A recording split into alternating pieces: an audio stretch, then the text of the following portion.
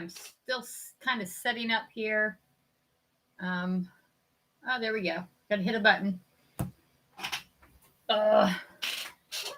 And I think we are ready. Tap screen to access video controls. I don't know what that means. I don't like this screen. It's too slow, too close, too far away. I don't know. Trying new stuff here. Anyways, we're going to give it a few minutes, I don't know, moments to let people in. I'm going to shut a door. Hold on a second.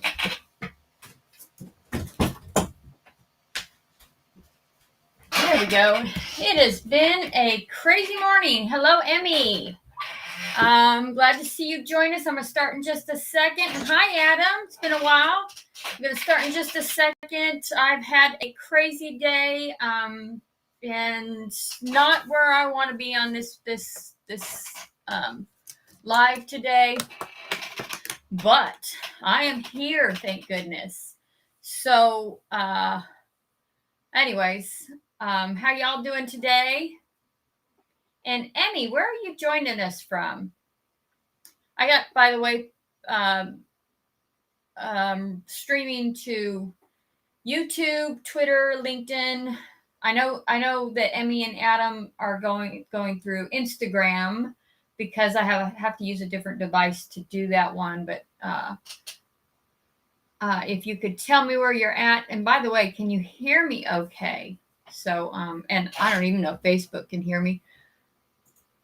I don't know. We'll just fake it. Anyways, I am Jeanna, and this is Now What with Jeanna, and I come on here every Thursday night at 7 p.m. to offer tips on sobriety, to offer tips on sobriety, motivation, and say stupid shit that I'm going to regret later. I am so not with it today.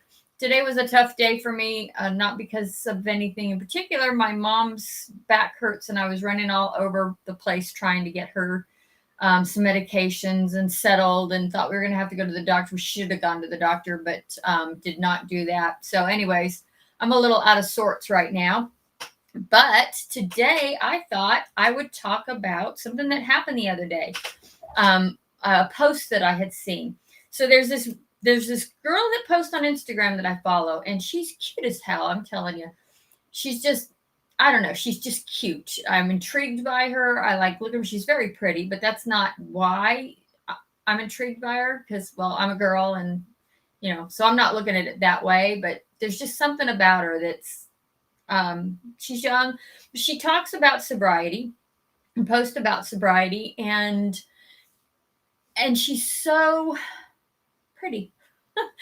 No, she's very buttoned up and proper, and not that she's innocent. I'm not suggesting that. I don't know her personal life, but it's perfect. Everything's perfect. And I just love when she comes on, and I don't know. But the other day she posted a picture of her without any makeup, which I had never seen before. Her hair wasn't done. She just looked like she woke up. Well, it turned out she had been crying all day, and or crying, had a crying session. I don't want to assume all day, but she had a crying session, and she came on and posted a picture of her in a very vulnerable space, and talked about herself in a very vulnerable space. And I thought that's what I would do today, that talk about vulnerability and come on, vulnerable. Usually I try to pick myself up a little bit more. It's not just that I didn't have time. I decided as soon as I saw that post that I was going to come on in my most vulnerable state. And lo and behold, I'm not prepared. It is as vulnerable as I get. My hair is a mess. In fact, it may come down. And I'll go ahead and step back a second and share with you how this is the normal me. When I'm, every time I come on here, it's usually my pink pajama bottoms. But yeah, I from the waist down, it's very true. But I try to do my makeup and look a little picked up. And I decided when I saw that post that I was going to go ahead and come on in a very vulnerable state. And that's what I am. And now, what does that have to do with addiction and alcohol and recovery and all that stuff? And at the moment, I'm not sure I can give the details on that. But I, I thought I'd talk about my own vulnerability and what that means to me. And I have done some research in the past. I did some what I could today in my running around state, and it had. I would ask if you have read or heard of Brene Brown. She talks about shame and vulnerability, and I had read her book. Gosh, and I've seen her YouTube videos. I've read a couple of her books actually, seen her YouTube videos, and I just love what she has to say about vulnerability. And in doing my research and learning about it, I realized how vulnerable I haven't been in the past, especially while I was drinking. So I guess I'll share my story. I used to say that I could tell anyone anything, and I do. I'm quite open with my past, with my drinking, with my sexual assault, my son's death. You know, I talk about it all, and sometimes I cry. But I used to say, especially when I was drinking, I've actually opened up more since I got sober, a lot more. But when I was drinking, I could tell everyone or anyone anything about me. I hid nothing. And I thought that meant I was being authentic, that I was being vulnerable. But the truth is, I hid nothing to people that didn't matter. Not because they were people I didn't know, it was because they were people that couldn't hurt me. So, I had a lot of my past, and this is not unusual to me. A lot of people get stuck in this position. We get our past held against us. Um, if you tell someone something in confidence and they share it with the world, or this is the one I struggled with is, I tell you in confidence, and then in a fight you come back and throw it at me. I just didn't want that. So the people who were closest to me ended up knowing nothing about the real me, and the people who didn't matter knew everything because I really didn't hide it. um, I don't feel a lot of shame. I feel a lot of shame. I do feel a lot of shame. That's not true. I feel a tremendous amount of shame sometimes, but I don't know. I don't. I can admit it when I do about certain things, but I don't. I don't know. I feel like everyone has something that they've done that they regret, that is hurtful to them or to some other person, and it happens. And so I guess I don't linger on the shame most of the time. Most of the time, that's not entirely true. Some of the time I do, but so I would tell everyone anything. And then those people who were close to me, I got really shut down, and I wouldn't be vulnerable with them. So the first day I came into my first AA meeting, I didn't know anyone in there except one person, the person that brought me in there. And for some reason, it didn't matter that he was there, that I became incredibly vulnerable. And this happens to some people, not everyone. I see a lot of people come into AA and they never say anything for the first 2 or 3 months. Well, that first day, and I think I was the fourth, fifth person to talk.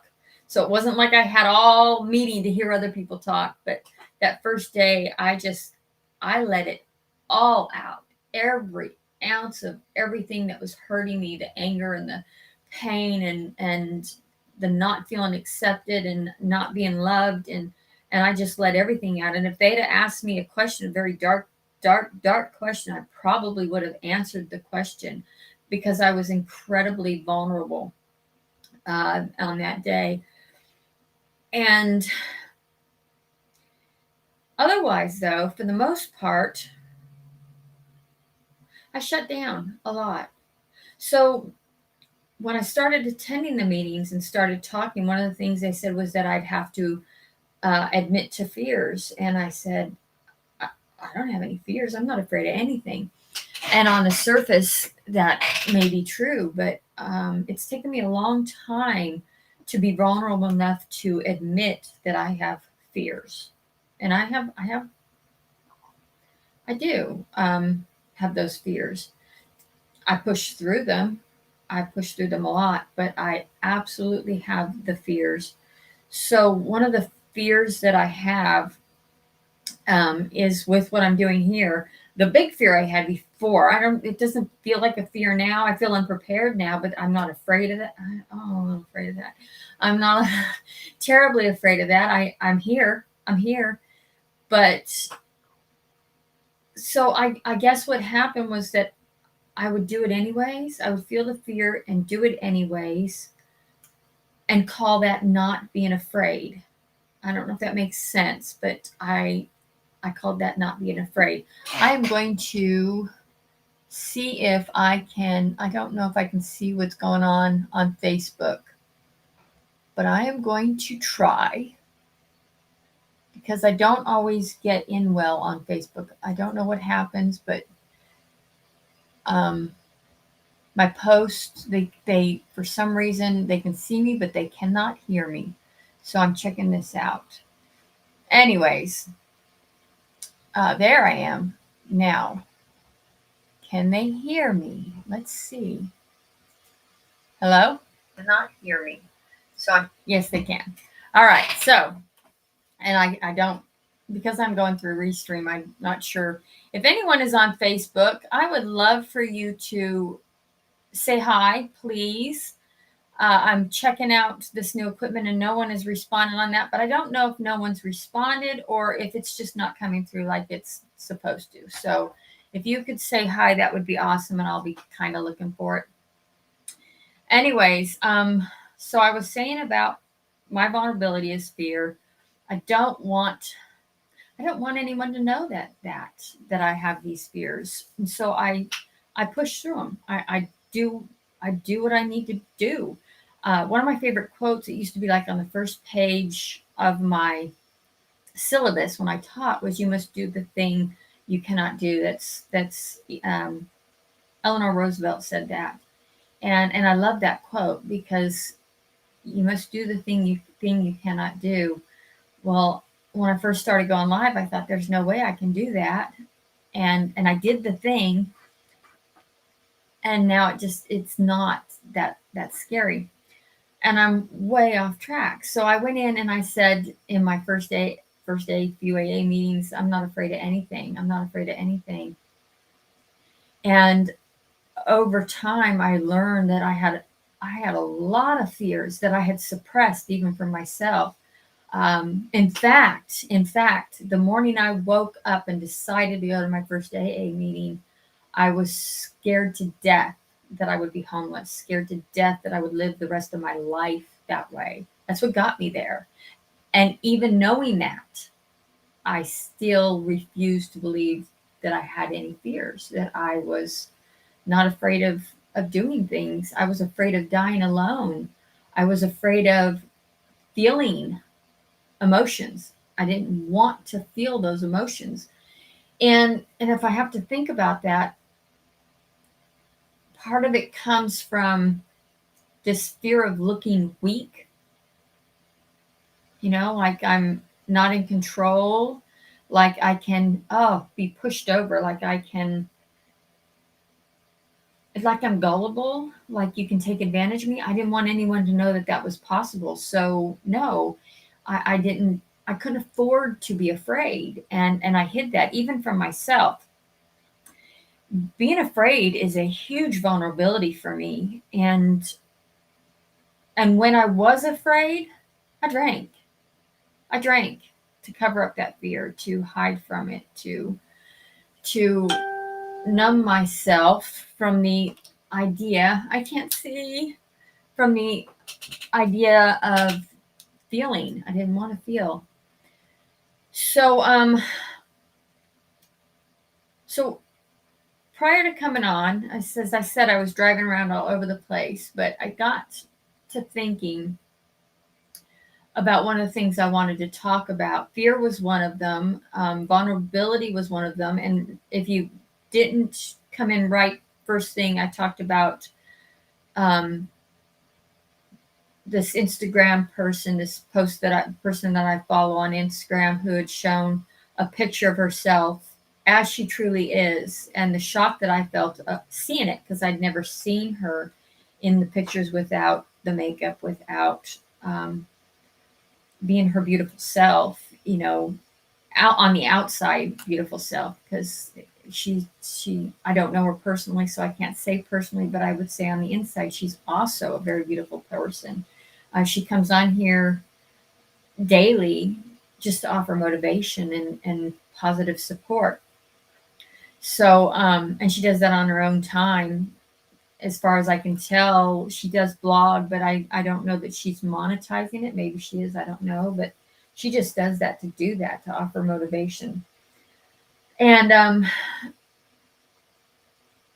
the showing what we hide behind this, the makeup, and for me the courage, and for other people, the perfect job and the perfect kids and all that stuff, that perfection. This all comes from, in many cases, from childhood. For me, it comes from childhood. I don't want to speak for other people. I will say that I've done a lot of research, and where I was going to was a podcast episode we did on perfection, and um, this tendency to not show our vulnerable self. It's a fear of being hurt, a fear of being rejected, a fear of abandonment. For me, it was a definite fear of abandonment. My perfectionism, which could be worse. I think I'm pretty lucky in those terms, in that I guess I don't overdo it. But my perfectionism was this abandonment thing, this I'm not good enough idea. My dad would be in our lives for a few years and then he would disappear, and then he'd be in our lives for a few years and then he'd disappear. And right up to I got sober, and probably a good year after I got sober, I would say to myself on a regular basis, if I'm not good enough for my own dad to love me, who will? And so what came of that was this striving to be better, to always be better, so that I am not broken, so that I am lovable. And let me tell you, it can be really stressful to constantly be showing something that you're not, to hiding that vulnerability, to trying to constantly prove to yourself and to other people that you are good enough. I don't know that I could have at the time proven it to myself. I just believed it was I was fundamentally broken. I was fundamentally not good enough. But I didn't want anyone else to know that. So I was constantly hiding it, constantly. And I still work hard, I'm constantly working hard. I got an associate's degree and that wasn't good enough. And I got another associate's degree and that wasn't good enough. And then I got a bachelor's degree and that wasn't good enough. And I went ahead and got my master's degree, and it was good enough, but it wasn't good enough. I kind of want to kick myself in the butt sometimes for not getting the PhD. It was good enough. I could have done none of it and it would have been good enough, because we are who we are, just the way we are. But I didn't know that. And in all that work, and I still wasn't getting the acceptance. I still felt abandoned. I still felt broken, and I wanted to hide behind that. So I hid behind alcohol. So, anyways, about this podcast on perfectionism. I don't know if you've listened to our podcast. We do a podcast called Back Porch Chats. It is about trauma and addiction.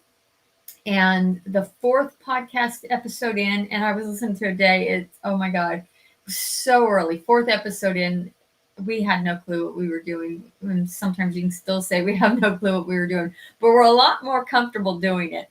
But the fourth episode in was Camilla Williams, and she's a perfectionist specialist therapist, and she um, focuses on perfectionism, and it comes from according to Camilla and according to a lot of other people I've talked about, this perfectionism comes from the childhood trauma. And what she had said in the episode was that as a child, she called it in harsh child living in harsh conditions, and that can mean a lot of things. It can mean physical abuse, sexual abuse, abandonment, like I went in, verbally violent parents, or just neglect, just flat out neglect. And as a child, we don't understand what's happening with us. As a child, I didn't understand why my dad didn't love me. Why he could leave on a constant basis and not care whether or not we were safe or in danger, eat, whether or not we ate or had clothes to wear to school, or what state we were living in. And so for me, that was a harsh environment. There were other things that happened too, but that harsh environment led to a need to prove that I was good enough. And that happens, we do that by trying to be perfect. Anyways, so if you deal with anything like that, go ahead and check out that episode of Back Porch Chats, because there was a lot of good things said in there. Children who get yelled at for not cleaning or beaten will do anything they can to not get in those situations. Even as adults, they continue to do that, to not get in those situations as a way to protect themselves from harm. And it just becomes constant. Feeling inadequate. I'm so uncomfortable coming on here today without a stitch of makeup, a comb. My hair was combed, but it's that was this morning, and it's frazzled and a mess. And so this is not me wanting to be accepted. This is just me being vulnerable. I don't know. I feel like I'm moving around in circles. I do have some notes here. So the episode on Back Porch Chats, episode 4, was what the alcoholic needs to know about perfectionism. And I had talked about vulnerability. And I'm looking at the time.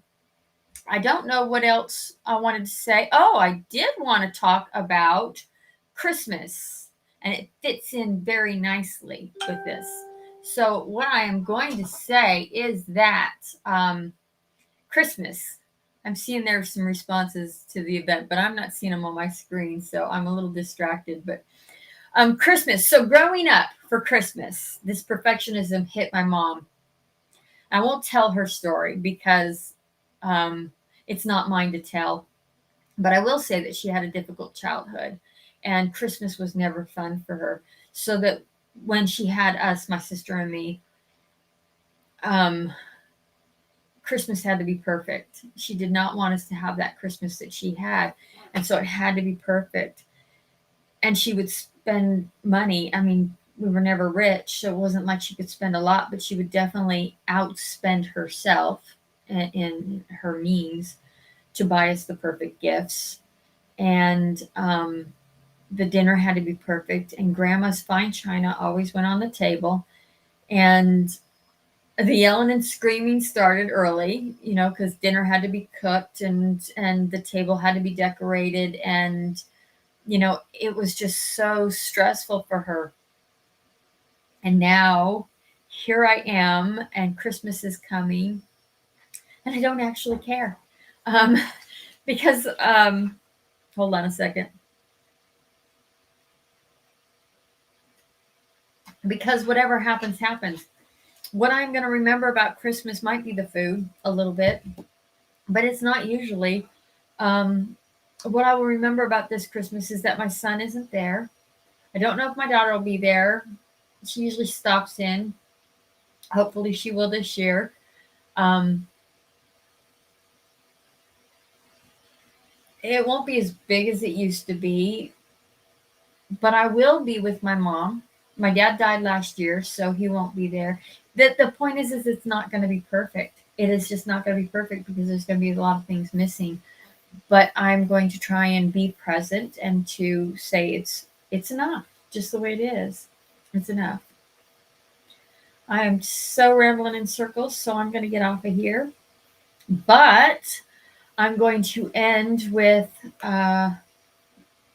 something I often say. I don't know that I say it every time, but I often say is that you are worthy and you are enough just the way you are. We don't have to be perfect for anyone. We're not going to be perfect. We're just, you know, just going to be who we are.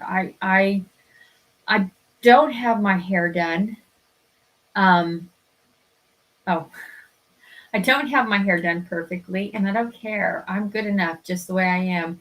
I am rambling like crazy, so distracted and disturbed by everything else that's going around, and the fact that I wasn't able to get home a couple hours prior. My plan was to be home by 5, so that I could prepare, so that I could meditate prior to coming on here. I didn't get to do that, and that's okay. I'm still here. I'm still showing up.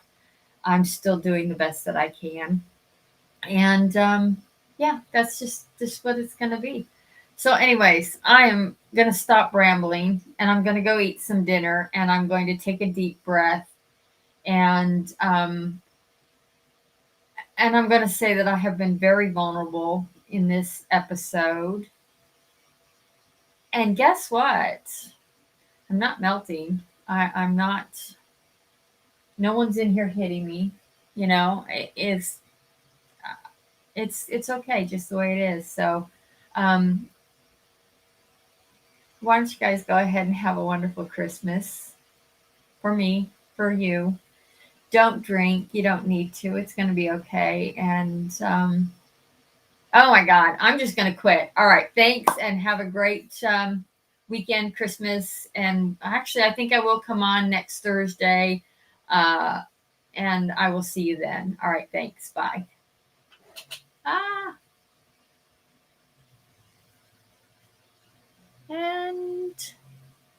and stream.